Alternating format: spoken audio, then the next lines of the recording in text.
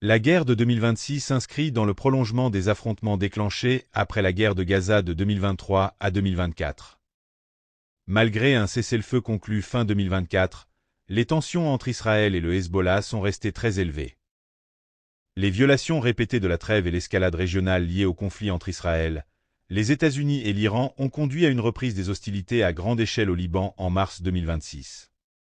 Fin février 2026, les tensions régionales se sont intensifiées à la suite des frappes menées par Israël et les États-Unis contre des cibles iraniennes. Le Hezbollah a annoncé, le 2 mars, avoir mené une attaque contre Israël en représailles à la mort du guide suprême iranien, Ali Khamenei, tué lors des premières heures de l'opération conjointe menée par les États-Unis et Israël contre l'Iran, lancée le 28 février. Cette revendication a marqué une nouvelle étape dans l'implication du Liban dans le conflit régional.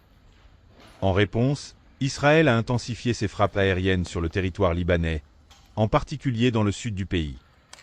Le 16 mars, l'armée israélienne a annoncé le lancement des opérations terrestres limitées et ciblées visant des positions stratégiques du Hezbollah. Mi-mars 2026, Israël annonce des opérations terrestres limitées et ciblées dans le sud du Liban contre des positions du Hezbollah. Le cessez-le-feu israélo-libanais de 2026 désigne l'accord de cessation des hostilités conclu entre Israël et le Liban le 16 avril 2026. Dans le contexte de la guerre du Liban de 2026 et des tensions régionales liées au conflit opposant Israël, les États-Unis et l'Iran.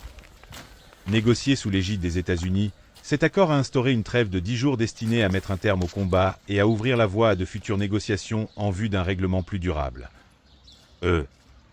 Le 18 avril 2026, Israël met en place une ligne jaune dans le sud du Liban, créant une zone tampon de sécurité. Cette mesure est dénoncée par le gouvernement libanais et plusieurs observateurs. Le 23 avril 2026, les États-Unis annoncent une prolongation du cessez-le-feu de 3 semaines.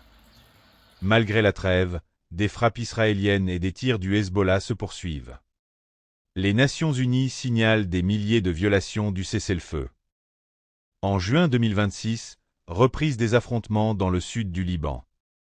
De nouvelles négociations de cessez-le-feu sont menées avec la médiation des États-Unis et du Qatar. Le 19 à 21 juin 2026, un nouvel accord de cessez-le-feu est annoncé, mais des échanges de tirs et des frappes continuent, illustrant la fragilité de la trêve. Ainsi, au terme du premier semestre 2026, la guerre au Liban ne semble pas véritablement résolue. Si les initiatives diplomatiques ont permis d'éviter une escalade régionale plus importante, elles n'ont pas traité les causes profondes du conflit. La présence armée du Hezbollah, les préoccupations sécuritaires d'Israël, le rôle de l'Iran dans la région et la faiblesse des institutions libanaises.